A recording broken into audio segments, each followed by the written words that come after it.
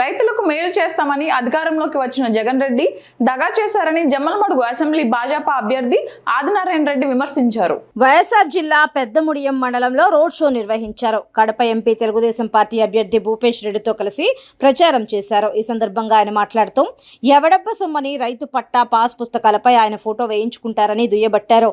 రాష్ట్రంలోని రైతుల పేర్లను వాడుకొని రుణాలు తీసుకుంటున్నట్లు ఆరోపించారు. వచ్చే ఎన్నికల్లో వైకాపా ప్రభుత్వానికి ఓటుతో బుద్ధి చెప్పాలని కోరారు.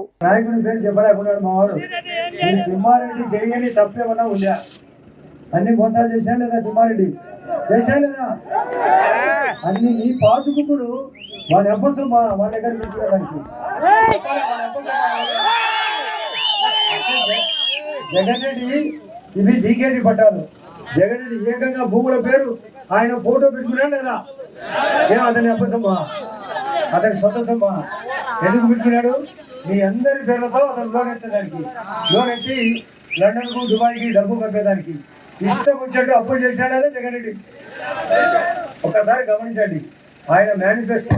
జగన్ రెడ్డి ప్రణాళిక బాగుంది బాగుంది కదా అమ్మ. ఉచిత బస్సు ఉందే లేదా మీకు?